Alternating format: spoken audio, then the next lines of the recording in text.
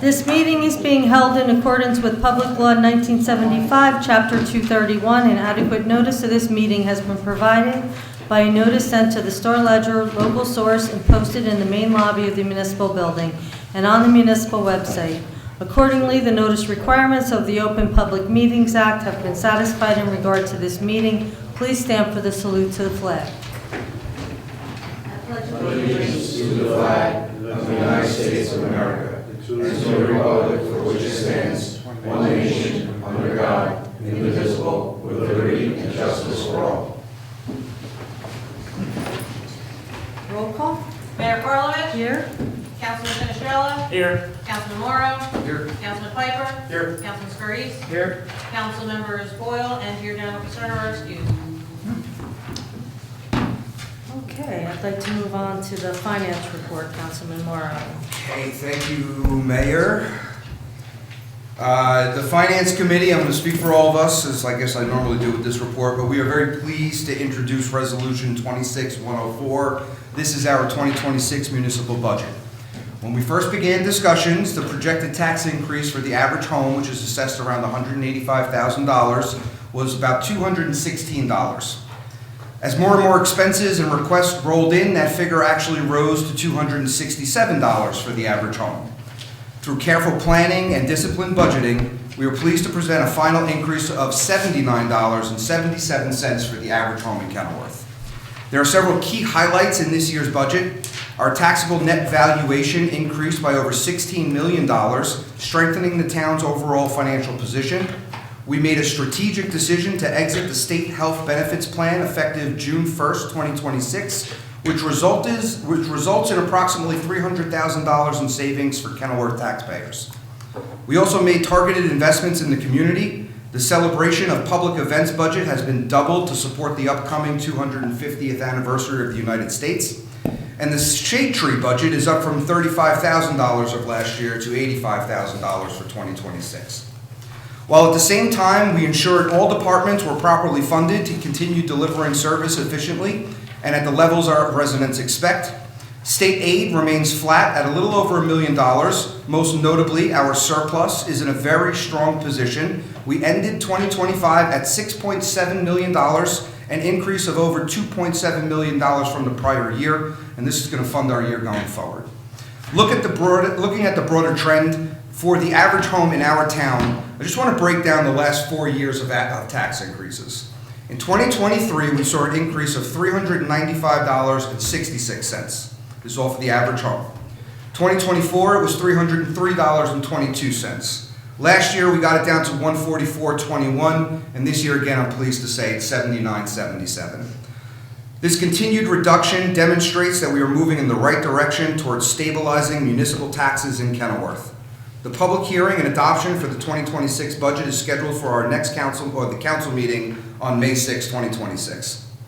And lastly, another reminder about the property tax relief blue books for seniors and certain disability recipients. They are now available. Assistance is offered free of charge at the Cranford Regional Information Center, or residents can contact or visit our local tax office here in town for help with the filing.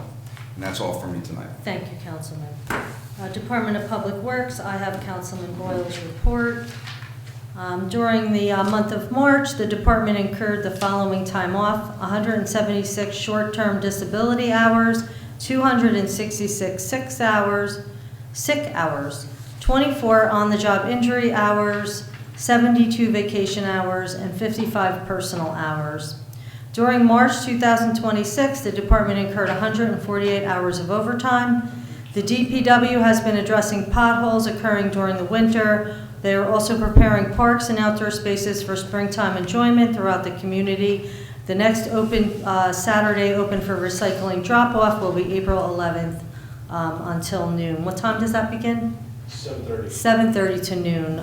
Recycling drop-off April 11th. Thank you. Department of Public Safety, Councilman Finestrella. Thank you, Mayor. For the month of March, Kenilworth Police Department responded to 1,538 calls for service, 231 911 calls. There were 147 and a half hours of overtime, and the breakdown is as follows: 65 hours for dispatch overtime, 1 hour of DB calling, 55 hours SWAT call-out, 8 hours Arrive program, and 18 hours special detail.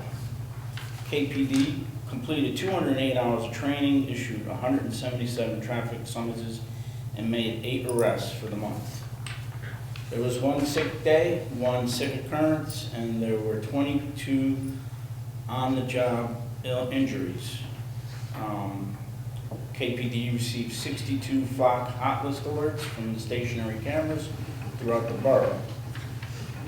From the chief, Kennewick Police Department has assigned Officer Dominic Selly for a 3-month multi-jurisdictional detail with the Newark Police Department, Essex County Prosecutor's Office. This joint endeavor manifested in multiple areas of violent criminals. The information obtained by Officer Selly at this detailed assignment cited our own Detective Bureau in following up on the multiple crimes that occurred in Kennewick. With Officer Roselli's information from the detail, they were able to track down many of the actors who reside in Essex County. I want to advise the council of this officer's hard work and commend Officer Roselli with a job well done. KPD has started a weekly blotter, a report that's being posted on social media, which I've seen, and it can be found on Kennewick Police Department's Facebook page. As we start to see less snow or more sun, I'd like to remind drivers to be cautious on our borough roadways. Many children will be playing outside as the weather improves. Please notify Kennewick Police Department to report a complaint or nuisance. We can't help if we don't know about it. And on that note about the weather being warm, I'm sure there's a lot of people out there glad that the winter is over and the warm weather is out. And I was going to say, be mindful of children riding bikes, but I've been riding my bike lately, and yeah, you just got to be, myself, being cautious when you get to an intersection. You got to be very careful because, you know, the cars pull all the way up to the road at a stop sign. So, you know, be very careful approaching a intersection. And that's all I have. Thank you, Councilman. Planning and zoning, Councilman Scarice. Thank you, Mayor. Don't have a full report yet from the building department. Should have those for next meeting. Of note, though, is planning board, there's a redevelopment and it was denied. They were looking for a Monterey, it was 230, where the Caddy Courthouse was. They wanted the subdivision. They were looking for a variance, which was not granted due to safety concerns and so on. So that was denied, probably coming back. Of note, CoreWeave is looking for to subdivide their property in at least four more pieces. They applied to the county. Let's see, each about, lot one would be 345,000 square feet, the other one 312. Another one 604,000, and 301,000 for CoreWeave, the existing data center, which is under construction. I don't think they've come to our planning board yet, but they went to the county. So it's probably heading our way. We'll see what they want to do with that. And that's all I have to report. Thank you, Councilman. Recreation and Fire, Councilman Piper. Thank you, Mayor, but I have no report tonight. Okay, thank you, Councilman. I do have a library report from Councilwoman Giordano Paserno. I'm just going to read some of this, but if you go on their borough website, on the library website, they have a beautiful pamphlet, and there's all kinds of programs happening in April. April 6th is the Young Poets Club at 3:30 to 4:30 p.m. Paper Pals is meeting also on April 6th. 2 p.m. to 4 p.m. The Yarnies are meeting on April 9th from 2 to 4 p.m. at the Kenilworth Library. They have Weave With Us at the Kenilworth Public Library on, I guess also that same date, April 9th, from 5 to 7:30 p.m. And I'm just going to read the other events that are going on, and if anyone is interested in the times and dates, you can go on the library website. There's Family Fun Night, Legos at the library, Boogie Woogie Babies, Toddler time, tween craft, there's more, a lot going on. Saturday story circle, read to a dog, checkmate club,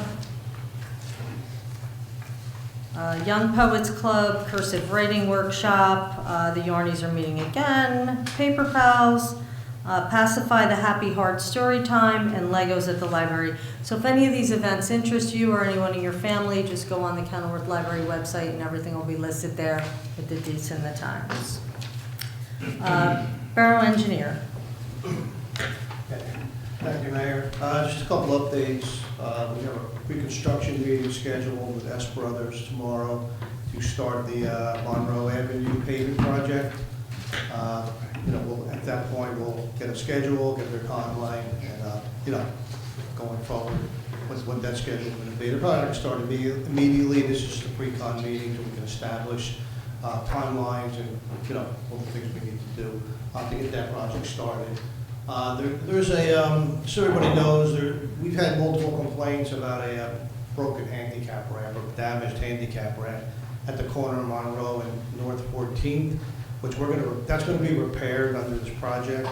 I spoke with this resident numerous times. It's just if anybody asks about that, it will be repaired as part of this project. So I don't know if anybody's been contacted, but he contacts me like every 2 weeks. The ADA bubble thing? Yeah, I told Christian about it, I think last week. It's gonna be repaired. We'll check the ramp, and if the ramp is out of compliance, we may, even upgrade it, but at the minimum, we'll get the pad, replaced, so. Is the same contractor that did Monroe last year? They did part of it, yeah, not that part. So I noticed Monroe and Michigan floods, it seems, with heavy rains, didn't do that before that last project. So I don't know if something got into the drain. I don't know if we need to check it, but there's a sizable pool of water on that corner. We could check it. Michigan and Monroe, when you're But- turning off okay. of Michigan onto Monroe, you go Okay. through a pool of water. We'll check that. The county did some work over there on that inner side. I think they replaced some of the ramps there also, so we'll look into that, see what's going on. I wasn't aware of it, but we'll look. I know the county did do work there also. I think they did some of their handicap ramps. So we'll see what's going on. Thanks. Yeah, and then the sidewalk project, obviously, we'd like to get that started. We're still working with public service, trying to figure out how we can coordinate future light poles. Just so you know, public service has been giving us a hard time as far as coordinating where the electrical conduits, how they're going to power these.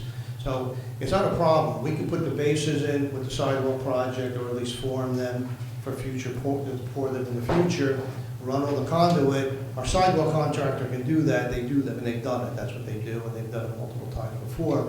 The problem is we need public service to coordinate with us where the conduit needs to run, what sizes, how many, and where they're going to power this from. Because what they're going to do is they're going to run power probably from one of the existing poles. They'll set a meter box, right, because they're going to put a meter. So they'll set a meter, then it'll get powered from that meter. But we need to know where this is all going. 'Cause if we I just- can call PSE&G, What's that? and I'll call them. Yeah, I mean, any pressure, we've been pressuring them, and we do I'll have call them ways. tomorrow. Yeah, we do have ways to pressure them, and Okay. we do this with the gas company too. I mean, so I'm not going to get into details, but we have ways to put pressure on them. So, it's a give and take. So, we just can't go in and do this without being coordinated with them. Even if we want to buy these poles ourselves and cut them out of that process, buy them directly from the distributor, put them in ourselves, they still need to power them. So we still need to know where the power is coming from, where they want to set the meter. So we're kind of stuck right now. I think we can get AA berms, back in here when we want, but we don't I'll have see if enough I to can go. get, Yeah, I we can need get to be some coordinated. answers. Laura, does this do anything to the decoration project that you've had the Yeah, pole we issues need with? that, yes. This is for the future as Yes. So Yeah, will So it this is impact? part of that.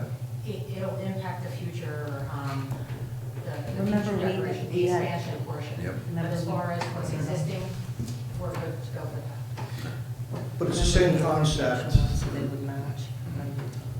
It's the same concept for the decorations, right? Like, they have to power those, right? So we still need them to coordinate, and it could be the same power source, right? That could be for the future lights and for the holiday decorations. But we need to know where they're bringing the power, because we have to run those conduits now before we pour the sidewalks. And we can have the same contractor do it. It's easy to do. We just need that coordination. And then when they come back to do the sidewalks, they're going to replace portions out in front of the rec building. I don't know what happened there, but that just fall. I think it was just bad batch of concrete. So when they come back to do the sidewalks, they'll replace that and take care of that at that time. Hey, Tony, what is the update on the walk that path? We talked about this last year, and it was gonna get done in the fall. Oh, And then okay. it didn't get done, and now we're back into the spring on the boulevard. It goes from the boulevard to, I guess it's, is it called Coolidge Drive there behind it? Yeah. No, that didn't fall off the radar. I think that was something we were going to talk about at the capital budget. There's some other miscellaneous projects that we would like to see done. This was already, we talked about this last year, and it was supposed to get done, so now we're talking about it again. Well, it's gotta be, I mean, I think we have to budget it, so. I think we did. Did we budget? I'm not sure. Yeah, we did. No, we? we did. We definitely did. It was supposed to get done. You told me it was gonna get done in the fall. I didn't think we allocated. I got a lot of Well, numbers in my head right now. Yeah, we'll check. If it's budgeted, we'll do it right away. Well, it was, or at least that's what I was told I didn't in think the it meeting, was. that it was budgeted and it was supposed to be done in the fall. There was extra money from another project and it was gonna be taken care of. And then the fall came and then the winter came, obviously, and it couldn't get done. And now that the snow has melted, I was by there the other day and realized that it hasn't been done. If the money's budgeted, we can get it done All right right, away. can we look into Yeah. that? Because Yeah. there's a ball dropped here Yeah. somewhere. I mean, if the money's there, my impression was we're gonna put it in this year's capital budget. But if it's already All right, so, budgeted, then. yeah, I just have I remember there being money left over from another job, and it was gonna be thrown in there as a filler in that other job. All right, All I'll right, double maybe check we that. can look into it. All Yeah. right, thank you. Yeah, and then just one last thing, we, 2 emergency repairs were conducted this week. North 19th Street, we had a collapsed inlet and partially collapsed pipe. It's actually right in front of somebody's driveway, so it was a hazard to the road and to the resident. And then there's a sinkhole on South 18th Street that needed to be repaired. So those were done this week and taken care of. So Okay, thank you. yep, that's Quick all I have. question, all these new poles, what's the point of it? Routine maintenance, or they're along the boulevard only? Well, they're just a continuation of the decorative, like poles, so there's a continuation of the streetscaping thing. So the idea was to continue down with the decorative lights, but we're not ready to, we're ready to purchase those right now, but we want to be able to have everything in place while we're doing the sidewalks, so that whether it's 6 months, a year, whenever, the poles can then be installed without any further disruption to the sidewalks. Once we pour the sidewalks, we're not going to tear them up to run conduits and bases and all that. So the idea is coordinated now, it's just we need public service on board to coordinate. So we put in place what they need and what they approve, because they're the ones that have to wire them and power them down the road. So it's So just, nothing to do with Core Weave on the other side? no, that's something totally And different. those, this might be a separate issue, the telephone poles are like twice the height. My understanding is they're gonna upgrade the service and they need to get it up higher Yeah. off the ground. 'Cause of the Yeah. magnetic field, but that's a separate issue? Yeah, that's separate. So that was a project that started 5, 6 years ago. Yeah, it's to up the voltage, right? I'm not sure what you're going to, but yeah, it's to increase the power. And exactly, those wires have to be up higher because of the increased voltage. So they started that project, it got halted because a couple of towns didn't want it, or they were opposing it. They took public service to court, got tied up in litigation for a couple of years. Now it's back on track. So that's why now all that activity is going on again with that project. So as far as I know, it's on track. But that all ties in with the new substation. And, public service is updating their entire grid. I mean, they're replacing substations, We've been involved with them in Elizabeth. I mean, they replaced 3 already. They're doing 2 more substations. They're doing the one in, here in town. They've done the one in Cranford. They're just upgrading their entire system. It's part of the whole resiliency thing after Sandy. Obviously, a lot of substations were in the wrong place. They flooded. They knocked out of service. So this is all part of that program that they're doing to just up the power, obviously add more capacity, but also part of the resiliency program to, so in the event of something like another Sandy, they're prepared for it. So. That's all. Okay, thank you. Okay, no problem. Thank you. Quick question, I don't know if you might be able to help. Some issue is entrance to Acme off of Market Street near the train tracks. A couple of days ago, there was a cone in a gigantic crater. Today, I stopped there, and the cone's gone, and if I would have went into that crater, it's gigantic. Is it Conrail, because it's right near the tracks? Is it Acme? Well, Public Service is doing test pits around town, right? On Boulevard, on Michigan Avenue. They're going to want to do a few more, several more on Kenilworth roads. And it's part of this program. They're digging test pits, so they're going to run future duck banks. That one probably is going to be for the future duck bank. That's going to go for Market. You know what, Tony, Market it's Street. right where you're coming out of the Yeah, I mean, that driveway. could just be a sick call. It's I a don't know. huge Right, pothole. yeah. Yeah. That's a county road, so we don't. But It's not on the road, It's not it's on the on- drive, it's on Oh, the, okay. Tony, hold on a second. He doesn't know anything about this. okay. This has been addressed by my office. I'm working with zoning on it. We're trying to figure out who actually owns the property, because if you go by the tax maps, it's owned by the state railroad. Right. Because that railroad track is a 100 wide buffer. From the center of the tracks, 50 feet in either direction. I'm pretty sure that the county acquired that property. So that's From what the we're trying to state. find out with zoning. I'm pretty like sure. that. I could I'm make working a with call. him because he was away for a while on vacation. He's back now. I'll Okay. be working with him, trying to figure this out. Because whoever, if it belongs to I'm pretty what sure the business county, is, it's the county. or somebody, yeah, we're gonna make sure that they're. It's a responsible. railroad property, or is it behind the car wash? I don't know. I have to Right near look. the tracks. It's like Yeah, it's literally. Right, a couple I know, feet from I the know. I track. just don't know because there's that car wash right there too. Is Yeah, it so there? whose property is I'm gonna look closer. I mean, I'm in Acme like 4 times a week. It's pretty bad. Oh, I know. I see it all the time.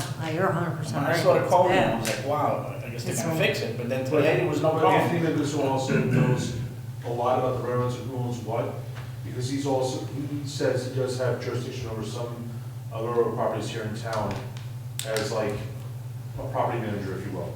So he would know who owns that railroad spot specifically, so I'm waiting for it to get back Okay, to me. all right. I'll follow up with him tomorrow. Thank you. Thanks. And We so, have a cone in it tonight, though. Somebody put a cone barrier If around there's it. no indication, Well, we could put a construction barrel so that it won't be so easy for someone to move. yeah, maybe something just to prevent something. Yeah. No, just get a construction barrel.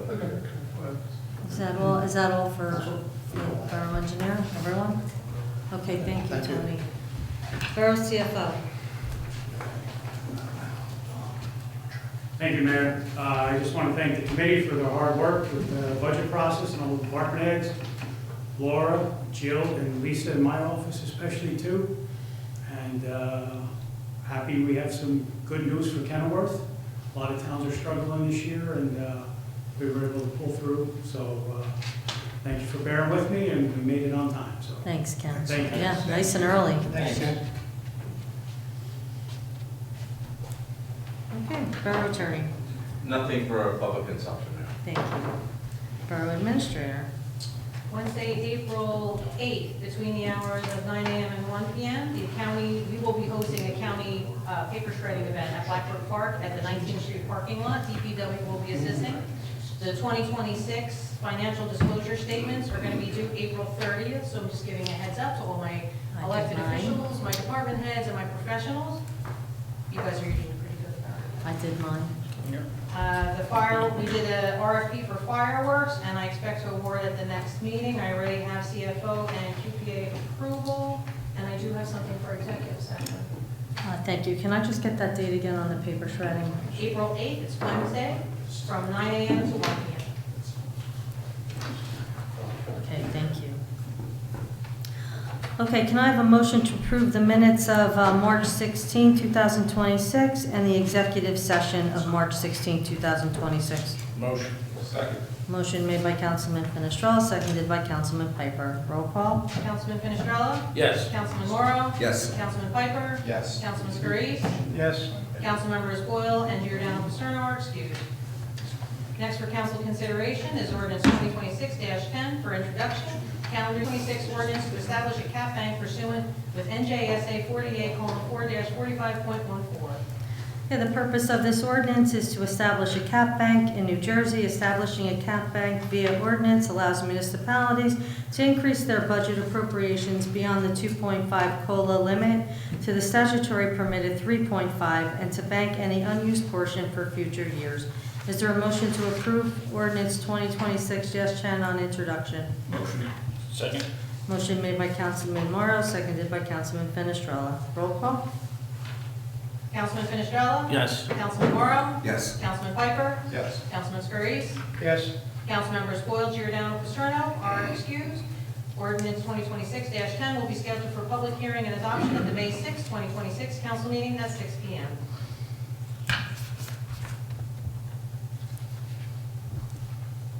We have the introduction of the municipal budget, Resolution 26-104.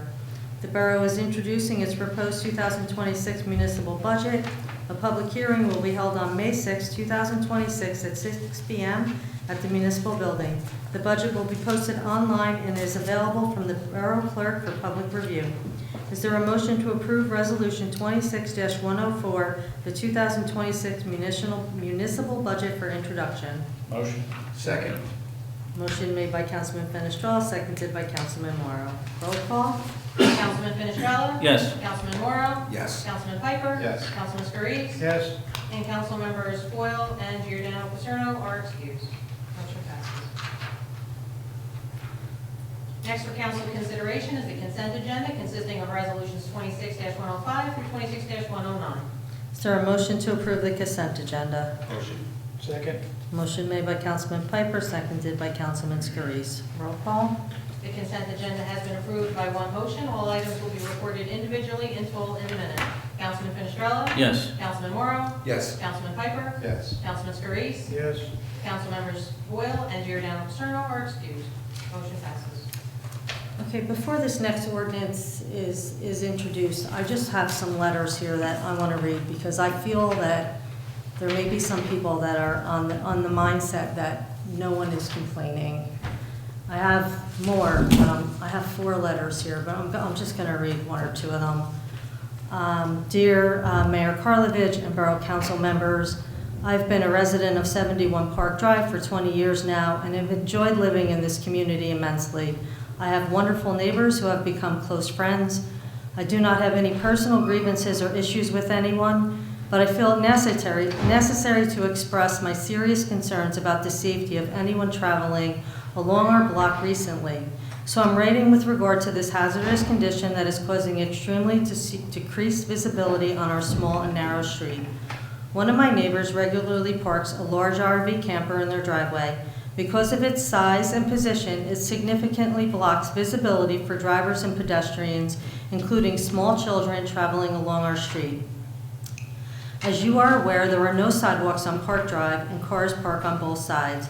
When approaching or passing the property, it is difficult to see oncoming traffic, pedestrians, and children who may be nearby. It also creates a very dangerous situation for anyone pulling out of my or any nearby driveway, as experienced personally by my family members and home health aides. Just recently, a potential tragedy was thankfully averted when a child was cycling past and narrowly missed being struck by a car. Drivers simply cannot see oncoming pedestrians until they are clear of the RV sight line. Our neighborhood block sees regular foot traffic as well as many young children who play outside and ride bicycles and scooters daily. Clear sightlines are important for everyone's safety. Even cautious drivers are put at a disadvantage when their view is obstructed in this way. I wish no ill will or conflict, but rather want to ensure that our street remains safe for all residents, especially the children. I respectfully ask that the situation be reviewed and that any applicable regulations regarding parking large vehicles or visible obstructions be enforced or implemented if none currently exist. It is simply unsafe to park a vehicle this size in this location. Thank you for your time and attention to this matter. I appreciate your efforts to keep our community safe. I have another one. I'm writing this letter anonymously, although the person did sign their name to this letter, but I'm not going to read it publicly. To avoid causing any ill will with our neighbors, recently they purchased a large Freightliner RV, which is now parked in their driveway. The address where the vehicle is parked is 79 Park Drive. While we genuinely like our neighbors, we do not believe it is legal to park such a massive RV on a small property directly in front of the home. In addition to negatively impacting curb appeal, we feel it's also a safety hazard. I would appreciate it if you could look into whether it is legal for this vehicle to be parked in their driveway. We have lived in Kenilworth for many years and love our community, although the current appearance of our street is concerning. Thank you for your attention to this matter. I mean, I could read no. Someone left a mail in my mailbox yesterday when I got home. And this one is, I'm writing today to express my concern about a large RV that is parked on the driveway of 79 Park Drive. The self-propelled recreation vehicle is potentially a safety hazard and eyesore for our neighborhood. With the amount of car and pedestrian traffic that is part of our neighborhood, the potential for a catastrophic accident has increased due to the fact that the vehicle is so large that sightlines are hampered, which could lead to vehicle and/or pedestrian incidents. They then proceed to outline our ordinance that we currently have. It is obvious that this vehicle is not in compliance with Town Ordinance Chapter 120, Part 3 zoning, outdoor storage, letter C. The question is why this vehicle has been allowed to be parked illegally for the past 2 months at least. Any attempt to change the ordinance would be tragic and a danger to the residents of Park Drive and the neighborhood where I have lived for decades and raised my family. Please address my concerns as quickly as possible because the neglect that the town has shown to the residents by not enforcing the laws has set a dangerous precedent and potential heartbreak for some families. I just feel that everyone should hear what our residents have to say about this before we introduce this. And I do have one other letter here, but I think everyone gets, it's similar.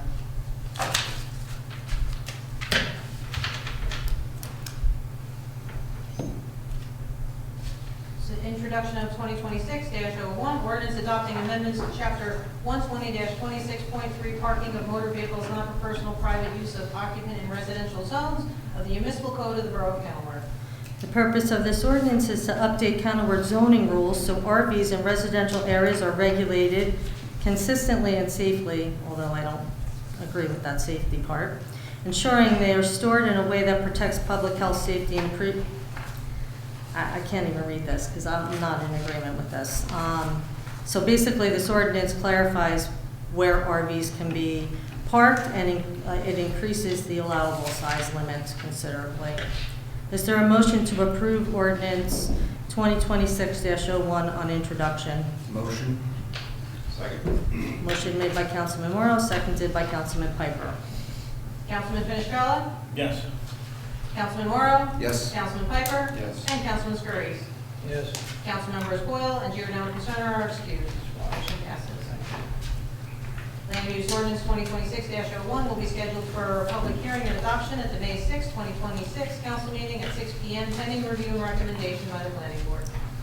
Next for introduction is 2026-8, an ordinance of the Borough of Kenilworth, County of Union, State of New Jersey, amending Chapter 94-7 of the Borough Code entitled Residential Inspection Fees to be entitled Inspection Fees and establishing commercial fire inspection fees in the municipal code of the Borough of Kenilworth. Okay, this ordinance updates the Borough of Kenilworth's fire inspection fee structure by combining residential and commercial inspection fees into one section of the Borough Code. It establishes a detailed fee schedule for both residential and commercial properties and requires commercial fire inspections before issuing certificates of occupancy or approving tenant changes.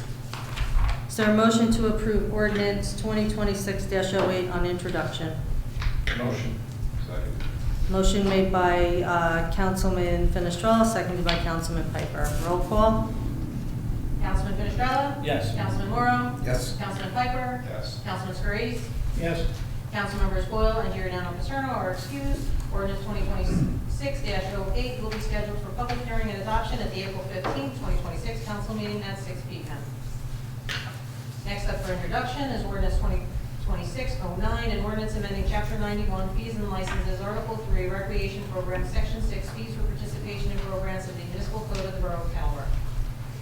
Okay, Purpose, sorry about that. the purpose of this ordinance is to amend the fee schedule in Chapter 91, fees and licenses, Article 3, recreation programs. Specifically, it updates the participation fees for the borough's summer camp program.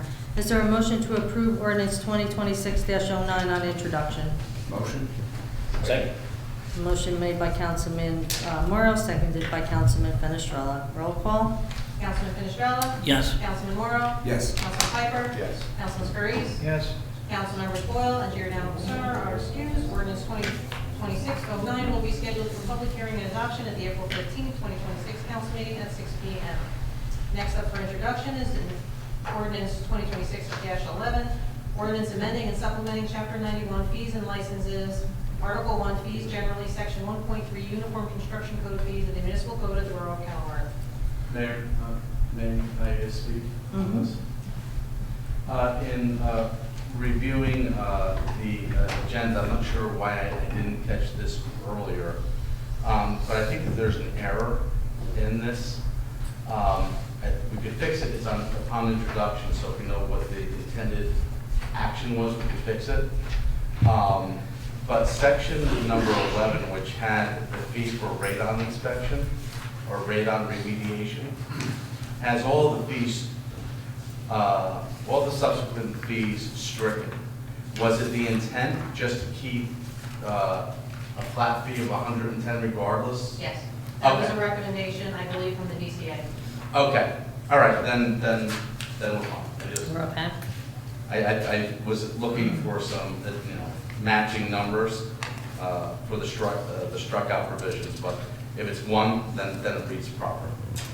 Okay, I'm sorry. Okay. The purpose of this ordinance, thanks, Mark. The purpose of this ordinance 2026-11 is to update and amend Uniform Construction Code UCC fee schedule contained in Chapter 91 fees and licenses. Is there a motion to approve ordinance 2026-11 on introduction? Motion. Second. Motion made by Councilman Piper, seconded by Councilman Fenestrella. Roll call? Councilman Fenestrella? Yes. Councilman Morrow? Yes. Councilman Piper? Yes. Councilman Scurries? Yes. Councilmembers Boyle and Giordano Paterno are excused. Ordinance 2026-11 will be scheduled for public hearing and adoption at the April 15, 2026 council meeting at 6 p.m.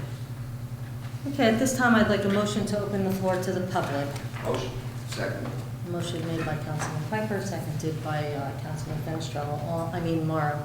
All in favor? Aye. Does anyone have anything to say for the good and well-being of Kenilworth? Please come forward and state your name and address. Hello everyone, Chief Paul Capelli, on my orders. Hi, Chief. Boulevard. I just wanted to touch base on my comments that Councilman Fenestrella I read about Dominic, Officer Vasselli. His investigations were amazing. He has an ability to do things a lot of other officers in the area are not able to do. Find things on the internet. We have had several very violent crimes in Kenilworth over the last year, like people breaking into homes, stealing vehicles, and his dedication and his ability to wave a magic wand and find these people was brought to my attention, not just from my detective bureau. Essex County Prosecutor's Office was very impressed. So they approached me on this early at the end of last year. I signed him to a 3-month assignment, as Councilman Fenestrella said. His investigations brought back so much information that we were able to find those actors that broke into those homes, stole guns, whatever it was that we were stealing cars. We were able to grab, bring them to trial, trials, obviously, is also, I just want to commend Officer Roselli's work in this, because there's a lot of stuff that doesn't make it in the papers. Kenilworth has a great department. We're a small department, but we have some great people doing some fantastic jobs. And in the public forum, I just want to commend Officer Roselli's actions and work and diligence doing this. I hope I don't lose him to the prosecutor's office. No, But, I hope not to. From one of those days, not going to go anywhere. But I just wanted to inform the council, if you guys have any questions regarding that, please feel free to ask. Thank you, Chief. He is doing an outstanding job. Excellent. All of our police departments. Yes, are and outstanding. that, like I said, that type of violent crime, we don't want somebody breaking into our home, No. trying to steal key fobs and all that. And to be able to find out who these people are That's through the amazing. internet, through social media, that's a gift, and he's been able to do some wonderful things. Awesome. I just wanted Chief, to- a couple yes, questions. Sure. Is he the only officer on loan for 3 months? Or He's back, yes. He was. Oh, that's what happened? Already been through? Yes, Oh, all right, I I sent started. them, I sent them in January to March because we were heavy, we don't have anybody on vacation. I didn't want to disturb the, Okay. what do you call it, the tools. I don't want anybody to be working short during the summertime and like, oh, somebody's out. But it worked out good because it was, him being there was at the same time these jobs were still fresh. So that was a question. Where would they be prosecuted? So we were able to arrest these people and at the county level? It's going to be a joint prosecution through Essex County. There also have charges in Essex County. And so the prosecutor's offices will work together and figure out what they're going to charge these individuals. So, like I said, John, yes, no, he's an outstanding job. So, anybody else got anything? Thank you, Chief. You're welcome. Thank you very much. Thank you. Thank you. Anyone else from the public? Good evening, everybody.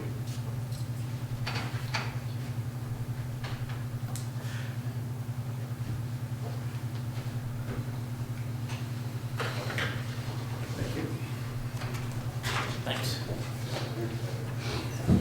Thank you.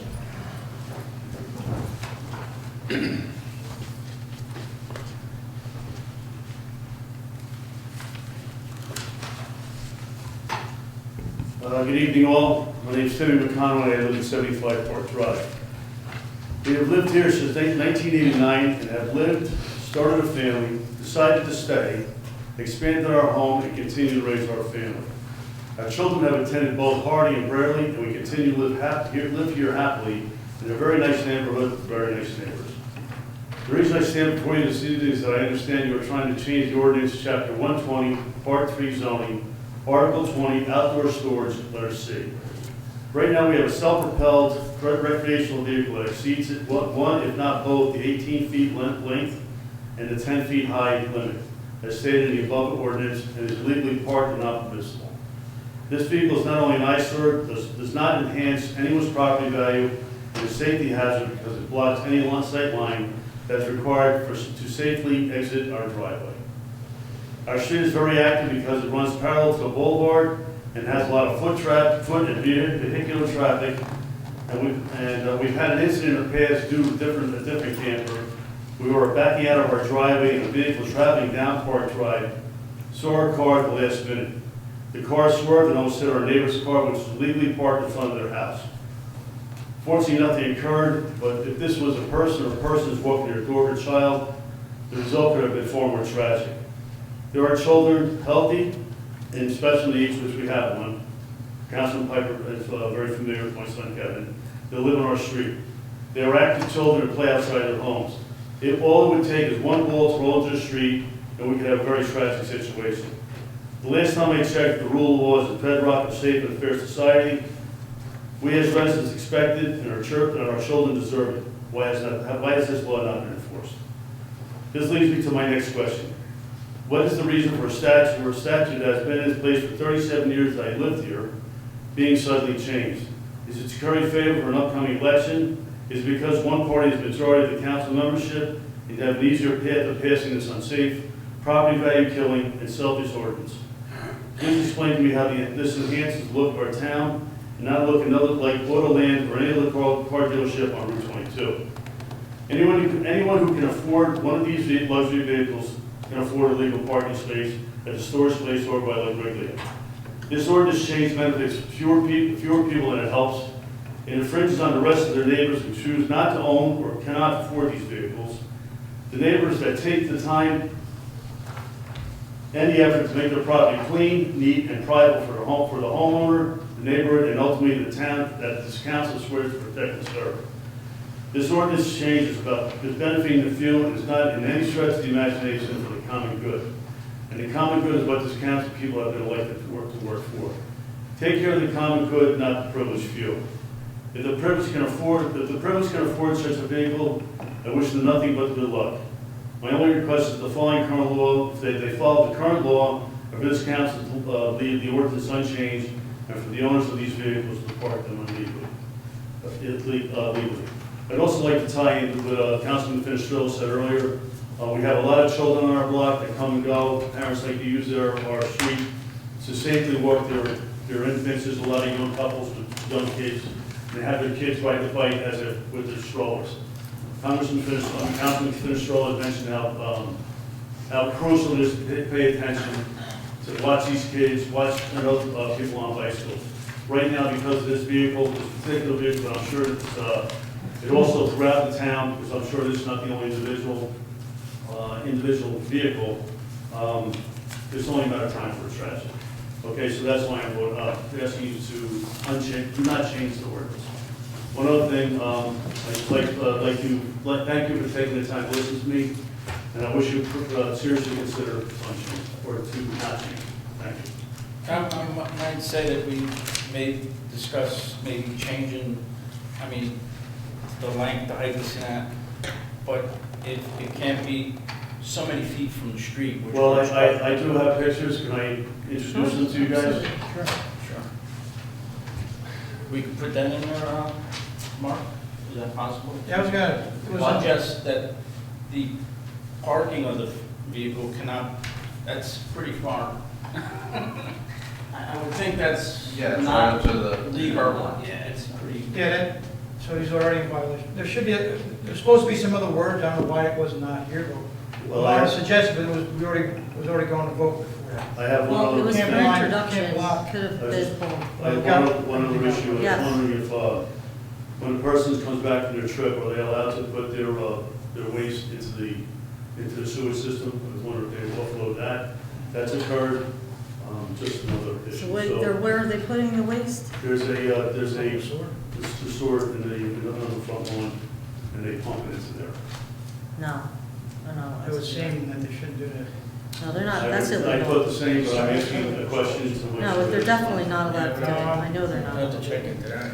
So I was the one that introduced this, and so I'll tell you what it was for, because you did ask that, and thank you for coming up here. I understand because I did see your video the other day about the reason is because the standard or the newer RVs are longer and higher. Yeah, and thank you for watching the video. You obviously did your research and took the time to write the letter and come up here. I respect that a lot. So I'll tell you what the motive really is. We have dozens of these in town, so it's not just the one in the park. And I did drive by, I didn't see, it was over the weekend, I didn't see it there, but I saw Well, some they're of the on cars. freeway. Okay, so I wasn't able to see the house. But the current height and length restrictions are smaller than a Tahoe. So it's like a Chevy Tahoe. So we're not even talking about an RV at that point. If you get a Dodge Ram with a bed in the back, it goes past the length requirements. We effectually have the allowance to park in our RV, but no RV would be this size. So we're in essence prohibiting RVs on people's property. So that's where the current ordinance, the way everything was written, laid it out. But the way I read it, they are allowed to park on their property. Because we have an individual that lives down towards Shady Lane who has a boat, and his boat is in the back on his property. Well, the boat's addressed in what you gave us too, where it has to have a certain height and length requirements. So when you shop for an RV or even a large SUV, you blow out the requirements. So it becomes a situation where it's in essence prohibited for a resident to own an RV and park it on their lot, So because of the way the size limits are. So it's okay if you know what the ordinance is, for you to break the law. Is that what you're telling me? No, I'm not telling you that at all. I'm just saying that if you look at the ordinance, you would have a lot of trouble finding a camper or an RV that actually is this small. That's what I'm trying to say. Trailers maybe, but RVs, self-propelled RVs to be 10 feet long, it's really not what you would find. This new ordinance, I want to just clarify that this new ordinance allows a 38-foot trailer RV, 38 feet long by 15 feet tall. Obviously, if it was 15 feet tall, it would actually take out power lines. I don't think that there are any RVs 15 feet tall. So honestly, obviously, the sizes need, if So the reason why it's worded this way, and Mark, maybe I need your help in explaining this. There are permitted parking spaces. That's actually defined within the zoning ordinance, what a permitted parking space is. And you have to have the setback requirements that you're talking about, you want to have them penned in, they already apply. You can't park these RVs the way this ordinance is written if it's not in a permitted parking spot. So all the violations that you're talking about, I'm not condoning them or saying that they should be allowed in any way. Or enforced? I'm not saying anything about it. I'm saying that the way we worded this, I mean, we're up here sort of as the legislatures, not as the enforcement arm of the borough. And the way this is worded, you have to be in a permitted parking spot, so the setback you're talking about would have to apply. And you have to be of a certain length requirement. So if you're blessed to have a property long enough that has this, or on the side of it maybe even, where some people have access into their whole yard, that's where we're setting up a situation where somebody can own a nice RV like this, park it out of the way. Now the picture you have here, it shows that the person's pretty much right up on what is the borough right of way. So this would not be permitted. Well, and not only that, he's only maybe 3 feet off his garage space. But wait a second, though, it is not clarified in this introduced ordinance how that it has to be a certain amount of feet from the street.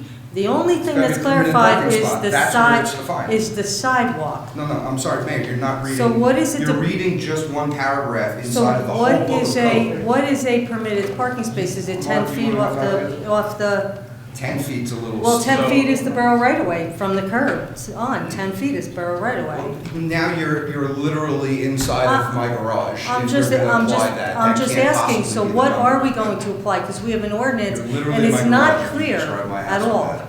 Well, I disagree because we are not even touching what is a permitted parking space with this ordinance. We're not doing that. Councilman, I am not debating. Let me just, because the mayor is, what we're revising this to say is self-propelled recreational vehicles. One self-propelled recreational vehicle may be parked in a permitted parking space. That is literally in there because it addresses what Councilman Finestrello was talking about. You have somebody here that. Well, Mark, would like what to is a use the permitted town. parking space? I think that needs to be spelled out. So it says a self-propelled, paragraph C is the only paragraph that would apply to a self-propelled RV. We agree with that, correct? So it says that a self-propelled recreational vehicle, one such vehicle may be parked in a permitted parking space, provided that no part of the vehicle extends beyond the driveway into the sidewalk or on grass in the rear yard of a residential premises of the owner or operator thereof. So how does this become illegal then, this space? Because when I look at this picture, it seems legal to me when I read your definition. it's not extending, There is no sidewalk there. They don't have there is no sidewalks. sidewalk. Right, so it's right up on the street. So This was my question last time. How are we addressing houses that don't have sidewalks? And that's still not being addressed. Right, so if you wanted to prevent this situation, I would think that you'd end up having to have language that suggests, actually says, in the absence of Correct. a sidewalk, it has to be set back 4 feet, 5 feet from the curb line. Right, agreed. Yeah, I mean, But it I doesn't think say 4 that. is the right of way. I mean, Greg, you actually might know. No, it is the right, 10 feet is What's the the right. right of way on somebody's property from the curb? It's 10 feet. Every street is 10 feet. Every street is 10. Every Yeah, street. that's clearly not 10 feet. Yeah, that's see, not- that becomes ridiculous because I can't imagine paying, and I'll just use mine as an example, $20,000 a year in property taxes to have the borough say that they're in my garage, they have Well, these. I would think that. It's just not practical. And I certainly by no means am familiar with the borough to the extent that everyone here is. But I think that I routinely see vehicles that are parked in driveways that are not 10 feet off the curb. Right. It happens all So over. let's, I mean, this is let's come opening up with can of worms. something that does work, that doesn't impede the site, where people can pull out of their driveway without worrying about and see around these vehicles. So here's the thing that I'm confused about, and I respect everybody looking out for the safety, it really should be what we look for. But I think it might be a bit of hyperbole to say that we're creating an unsafe environment, because you take the same picture that I just gave over to Councilman Scarice, and you put a Suburban backed up in there. The cab of the car, of that RV, is actually lower than where the back of that Suburban would be. So, I mean, we could name 100 different models of cars that would likely create a more unsafe condition than what we have there. And then it's noted in that letter that you have on that block that people are parking on both sides of the street. So you have the back of the car, or the front of the car with the lower cab, and now you have 4 to 5 feet of another car that's in the parking spot there. The kids aren't riding their bikes on people's lawns, I don't imagine. So what really is this line of sight issue that we have? Why do you come down? Honestly, I tried over the weekend and I didn't see the You're vehicle. more than welcome to come in and have a cup of tea, we can talk Okay. about it. And, There's a site issue. There's But definitely a site issue. it's clearly a site issue. And RVs are getting taller, but kids ain't getting bigger, they're older. And it's not just the kids, it's the kids, the people that are driving. And all of a sudden, the suddenness of swerving, somebody who thinks they're out of the way. I think Councilman Fitzgerald mentioned earlier, that people are riding along the curb, and it's, you still have to keep on watching. Yes, did you mention that earlier? Yeah. So I'm just, the council agrees with what I'm saying. I just So worry I just about understand why we're having. what we're talking about here. When you drive down the boulevard, we're gonna be issuing violations to everybody for now not parking 10 feet off the curb line. That's I not what can't- we're saying. That's Well, not what it's we're kind of saying in at all. effect where we're No, going you're- with this. You're I don't wanna totally selectively spinning this. apply. Totally spinning Well, how am I this. spinning that? I mean, Because we're we're talking about vehicles parking a parked the huge right way. RV to, no. So Mayor, talk about the Suburban, the Chevy Tahoe that's parked. They're not that big. I'm Are sorry. you crazy? They are not that big. It's just, look, did you look at the picture of that RV? They are not that size. I show you Oh my Suburban, gosh, it's huge. they're taller in the nose, but not This, taller this in the- vehicle is 33 feet long. Can I give a little food for thought?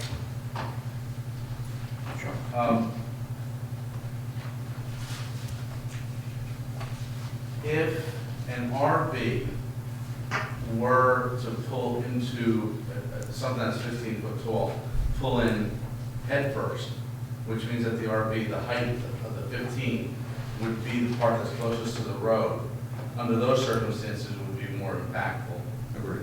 More Right, so power maybe- lines are 15 feet. It's not 15. No, there's no RV that's 15 feet tall.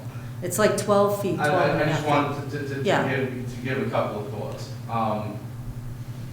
So perhaps we ought to indicate that they couldn't pull in head first, because we don't want the tallest part of the vehicle to be the closest part to the road.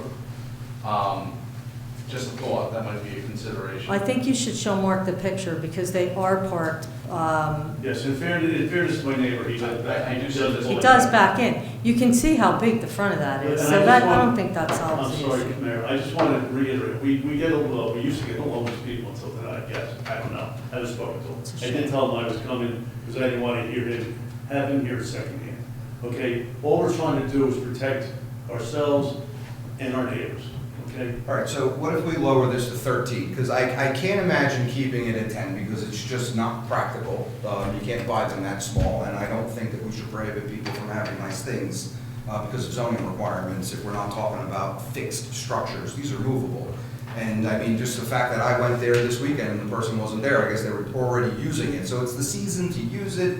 We should expect that they have it here intermittently.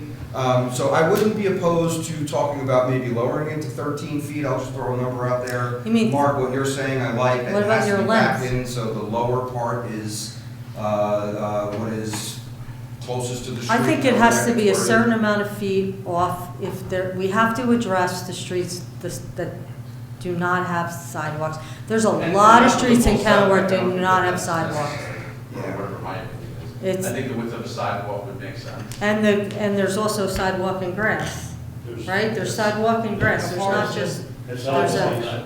what? We should measure like from curb to where there. I would say at least 6 Sidewalk feet, would it's gotta be be- 6 feet, at least So usually the grass between the sidewalk and the curb is roughly around 4 feet. 4 feet. And then the sidewalks are usually about 4 feet wide, so you got 2 feet on the So other we're side like of the 8 feet, sidewalk. 8 feet, yeah. So 8 feet off the street, if you don't have a sidewalk. My own vehicle doesn't go that far back. It's not practical. And I understand what we're trying to do here, but we're still prohibiting residents from owning these things. No, we're not, they have parking, I have a boat, and I pay Okay, to well, park owning my them, parking them boat. on their property like the dozens of residents are doing. There's I mean, not dozens, there's it- about 5 or 6, this is Yeah, all oh, about, you should drive around town. I have over there. There's a pictures lot of more them. than 5 or I have 6. pictures. Councilman, So do I. you have 12, 15, you have 7,000 residents here. Right. So you're talking about less than 1/100th of a percent. We've got 3,000 homes, and we have these RVs. There's a guy that has a bus parked on his property. There's trailers all It's over not- the place. shouldn't- it You shouldn't got, be. you got the That's- boats. this is All of for these you things guys. are addressed Shouldn't inside be. of this section Should of the not code. be. And hey, listen, I would be very happy to talk about removing zoning requirements for these things. Because again, if you're gonna live in New Jersey and pay outrageous property taxes, you should be able to have the things that you want. I don't take a position that you shouldn't. I take a sympathetic attitude towards what it does to the neighbors and all that, and I'm appreciative for you to come here and enlighten us. But I can't land on prohibiting all these things. And to talk about 8 feet back from the curb line, Yeah. my kid's basketball hoop's out further than that. It's a just basketball practical. hoop is not the same as an RV. Well, the RV can be moved, like the It's tiki not bars and everything that are up against people's fences in their backyard violate code. Nobody says anything about these things because we're all trying to live and just prosper in our state. Right, and now, you've listened to these residents say that they almost got in an accident because they I'm can't still see trying to going figure out of their I'm driveway. trying to figure out how that's possible because we have 4 feet of car now in front of the driveway. And what we saw in the picture shows the lower end of that cab. So it's any vehicle. It's like a Mazda CX-7 or something is probably that high. I just can't even believe I mean, that. that's what we're looking at. Can I ask All right. maybe Mark, our attorney, to maybe do a little research on? Please start by it. Okay. I do want to use my house. How's that? What other Yeah, bars first have see, in we'll- regards to? I do want to see. And that is between, and again, this is your guys, it's your decisions what to make, but I mean, we have been here for 37 years. And this is the first time I've ever been here. So I'm not some kind of That's what. chronic complaint. Yeah. Okay? And again, thank you for your time, and thank you for Thank you. listening. Thank I you, have to Mr. be honest with you, whether it's 10, 15, or 20 feet high, the problem is it's too close to the road.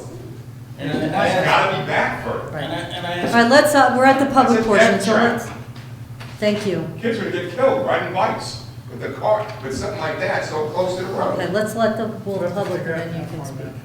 Good evening, Mayor, Council. Councilman Morrow, you better ride down there and look at the size of this vehicle, okay? It's not the size of a Chevy Suburban, it's not the size of a Mazda, but put glasses on and look, okay? This guy has a huge house. His son jumped out of the window and jumped on the top of his camper. That's how high it is. And that's the reason he parks it by the end of his driveway. So his son will not jump out the window and go on the top of the camper, because he's a kid. But I've lived here for 70 years. Can we just get your name and address, please? Yes, sir? Barry Johnstone, 72 Park Drive. Thank you. I've lived here for 70 years, and I want to express my concern regarding the situation on Park Drive. One of the properties has a large camper parked in the driveway that appears to be the full length of the space. While I understand the need for residents to use their property, the size and placement of this vehicle creates a number of concerns for our neighborhood.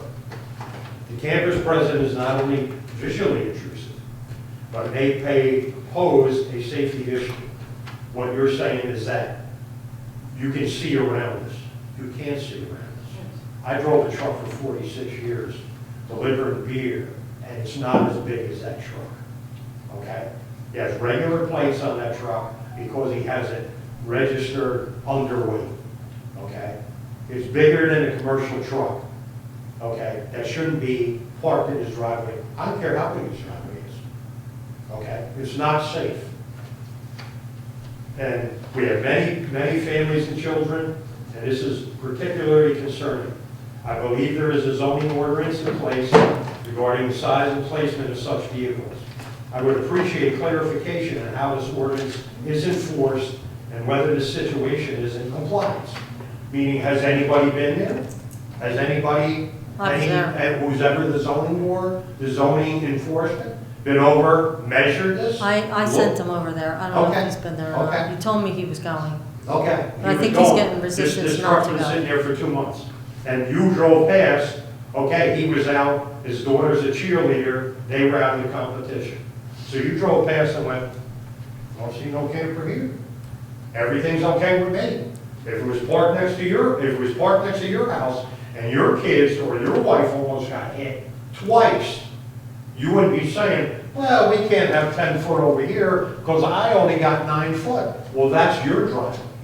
That's not everybody's driveway. I understand, sir, you're very upset, but I mean, you're No, making this it's not personal that against I'm me. just- I got a box truck actually in the driveway across the street from my house, and I got 3 young kids that take the scooters and Okay, bikes all and over the place. did you, I have not reported it did to you, code did you enforcement. address, did you talk to the neighbor? I did. And I And what did he understand say? he's trying to struggle paying his taxes in Is it a Kenilworth. commercial- He's is it a not as commercial well off vehicle? as the person you're talking about, and he's trying to start a business with it. Is it a commercial vehicle? I have no idea what it is. What kind of plates does he have? I have Jersey plates? I mean, You couldn't look at the plate and see it says commercial vehicle? I am not paying attention to it that way. I'm not trying to get anybody in trouble. I'm talking to my neighbors I about what's understand. going on. I mean, I'm just, you're making, points about what's going on at your house, trying to say what would happen at mine, not Okay. really knowing what happens at mine. So I'm enlightening you. I'm just saying, you're saying I don't have 10 foot of a driveway. I'm not Well, saying that's- anything. Did you not say you only had, I'm saying if I have you park 10 you foot would in my be- driveway, you you'd would be be in my far driveway? into my property. Is that what you said? I'm saying that you'd be far into my property if you go 10 Right, feet. so that's the way your house is designed. Okay. I didn't want to get into a debate with you, sir. I'm just trying to let you know, you're projecting onto what my situation is based on what yours is. So I'm enlightening you on what my situation is. You just said to me, you're a councilman, okay? You Okay. wouldn't walk across the street and say to this guy, he was this person? I'm saying, we had a conversation about the business he's trying to start. Okay, he's trying to start a business. And What's what power your- to what's it, your- in my mind. Since you're a councilman, what's the ordinance about parking commercial vehicles? Moving trucks, things like that, loading, unloading, I'd imagine. I haven't looked into it. I am a councilman, I didn't write all the code of I Kenilworth, understand like, that, I understand that, but if that's across from your house and you're asking him what's going on. Because I saw he has a new truck, I want to know what, Right. I want to know what's going on in the lives of my neighbors, because I like Right, them. right. Also, additionally, he's also a volunteer fireman. He has a fire truck. It's in the picture there. Right, fire vehicle parked in front of his house. We have a volunteer fire department here. I don't think the fire department supplies people vehicles. I'll step in on their fire department, chief is not here, the fire department does assign vehicles for the. Okay. Just so you're aware. Okay, I'm aware, okay. Well, we have a lot of cars parked there, he has his big vehicle parked there, and everybody now doesn't have 2 cars anymore. Kids get older, you got 3, 4 cars you have to park in the street. We don't need this fire vehicle parked where this big truck is. It's another hazard. The fire truck, The small SUV. Small SUV, you This said. is about the ordinance, I'm sorry. No, it's not about No. this. I'm just saying, it's another thing. And, for me, I'm like, okay, if he has a fire vehicle to go back and forth to fires. Okay, is that just for going back and forth to fires? Is it for his private use if he wants to run a town by? If I may, can I elaborate on that? Because I'm very well aware of that fire Yes. department personally. Yes. Those fire vehicles are assigned to specific members of the fire department. Okay. Most of those guys are senior officers Right. and respond directly to a scene. They're not guys responding to the firehouse, hopping on the major apparatus. Okay. So then, All I'm right. sure that vehicle right now is probably over at the fire, every time they go around itself, as you imagine. I got you. But that's just so you're aware. That's why you'll see them in sporadic areas of town. Right. Those guys are either captains or battalion chiefs. Okay. And I'm just asking all of you people that are on the council, ride down Park Drive. This vehicle is there now. Just ride down Park Drive and just look at what our concerns are. And you're saying he does have enough space to back up further, or just? He has a couple feet, but he will not back it up because his kid was jumping out the window, his bedroom window, on top of the camper. Which is, That's what kids do. And I understand, so he wants to pull it as close to the street as possible. Right. But all I'm asking, if you drive down the street and just take a visual for Can we have yourself. this, them putting the sewer, emptying this RV contents into the sewer? Can we have, send an investigation over there? Does the police It's like department do Cousin that? Yeah. Thank you for Does your the time, I police- appreciate it. what? Thank you. Thank you, Barry. Does the police department handle that? I'm not sure if that's gonna be. I'm pretty sure dumping is a police violation. Paul, excuse me, Chief, there was an accusation here that alleged that the owner of this RV is disposing of the waste, thank you, inside the RV into our sewer. I'll follow up. Thank I you. did hear that, but I wanted to bring that up. Thank you. Can you follow up and can you let me know the outcome of that? As soon as I speak with him and I Thank get you. the answer, I will let you know. Thank you. Thank you. Okay, anyone else from the public? Okay, seeing no one, I'd like a motion to close the floor for public discussion. Excuse me, Mayor, can I just say one thing? I just want to thank everybody for this time. My invitation is genuine, and I think we're done here, right? You don't need Yep. us here any longer. And again, thank you. And please stop by, I really do, okay? Thank you, thank you. Thank you, everybody. Okay, thank you. Can I get a motion to close the floor to the public? Second. Motion made by Councilman Piper, seconded by Councilman Scurries. All in favor? Aye. Okay, is there any general business? I would like to speak to that ordinance momentarily, because I don't know if there is a desire by the governing bodies would be to do any sort of research or any type of modification to the ordinance. If that's what the sentiment is, we're scheduled to go to publication and have this thing referred to the planning board. I would think that we should probably reconsider it and then instruct me to do whatever work Okay. you want done to the I ordinance. wanna say before we that- refer to the planning board and then possibly publish. I think we should do some work on the ordinance, and I also want to say that I actually looked into every single town. There is no town that in Union County that allows RVs to be parked in their driveway. None. None. I just want to point that Hottest out. tax county in the state, let's make a difference here. And I'd rather, instead of tabling this and pulling it, is there a way to make a few adjustments to this now and then Needs move to on this? research. Why are we What rushing research? this? I mean, let's go down to He's just- 13 feet. he's just saying and let's that add a he piece needs to there look at- about No, having 4 you're feet rushing from the right this. of way. What is the We're rush? rushing this because you're literally saying at this forum, you're sending code enforcement out to these people's homes. They should be. You literally just said that. I don't think that's appropriate. I would rather have the ordinance, we actually passed this already, we could do nothing. And it You still did has not to pass move. this ordinance. We did pass it, we passed it on the first reading. If we want to make a change to it, I think we should do that now. Do it through a motion if we can, Mark. And I think Are that you the two able to things do I that, would Mark? talk about is the 13 feet from the 15, and then do something that Councilman. I'll tell you Fitzgerald- what, we have Mark look at this ordinance and we hold off on sending code enforcement, although the sewerage needs to be addressed. That's a separate issue from the parking. And we hold off until Mark comes back with the new ordinance to send code enforcement. I am willing to be, I think that's fair. So this way we can get it right, because I have still a lot of questions and a lot of things that I would like to see in this ordinance if we pass it. And I would like to see what Mark comes up with in his research. There might be some answers in that other towns that do allow these RVs that he may be able to share with us and put in this ordinance. So I'm willing to hold off the dogs until we have an opportunity to hone this ordinance in correctly. So if I can just clarify, there are two options that you have available to you. One is reconsider and then table it. One is reconsider it, then it comes up for a vote again, at which case a modification could be made, and if there is changes like the 13 feet, a 4-foot setback from the curb line, we could try to modify this and then have it go that route. So those are what the two options are. They both entail having a motion to reconsider first, and then either a follow-up motion to table or to move it again, and then there would have to be a motion to amend it.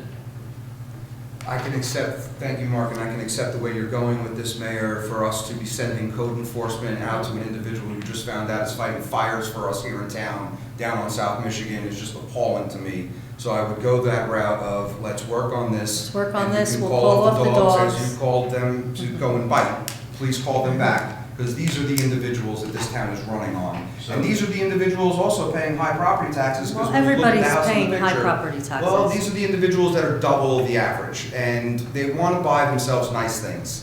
And I gotta tell you, it hurts to hear that zoning requirements can prevent you from actually using them, while the guy's Well, listen, actually they can park talking it right about at the going on storage unit. vacation with them. Well- And not being there this weekend. It's in use, it's a mobile vehicle, this is what it's for. So I thank you, let's call the dogs off, let's do the Let's motion have- to reconsider, and let's get this right, and so we don't have to prohibit people from having nice things in town. Can you do this research on this and? Yeah, Okay. yes, I'll do factual research to see what some other towns have done. Okay, And then we'll try to modify this to accommodate that. okay. If there's anything that I find that's more than just some sort of calculation, I'll report back to you. Okay, So then we would need a motion for reconsideration. Once that's affirmed, then a motion to table.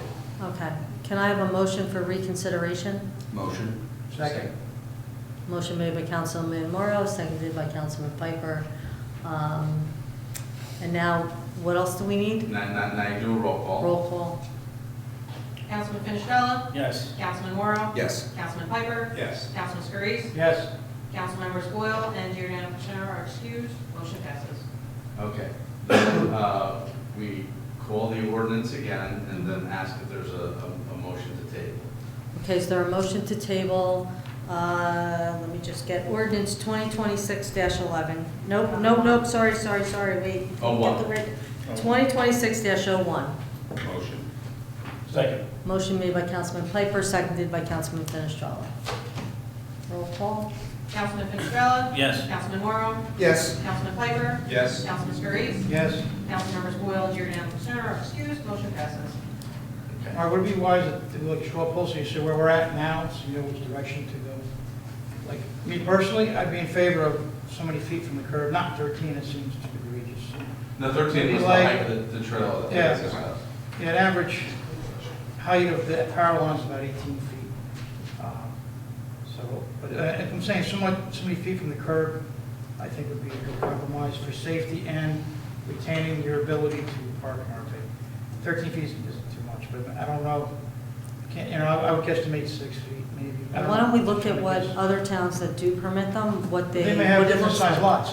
We'll see. Right, but no, We'll but see they'll what still have an regular- end of their property line, I tell you so. the truth, I would like to talk to these families of the town, because the size of our lots in this town is the worst thing. It's terrible. Well, that's where the And not all lots are comparison different. comes in. Right. The different towns have different sized lots and different sized. But we're talking front about the end yards. of the property, so that'll all be the same. Everyone will have an end of their property, no matter how Yeah, big their curb line property is. and- We will look at it and I'll report back to you. Okay, thank you. Mark, we just, the end between the engineer and the DPW superintendent, for the banner poles and for the pending Christmas lights across the boulevard, we have looked into this. So I believe it's a minimum of 15 feet height-wise for the banner poles. So, are you just talking 4 banner poles? Yeah.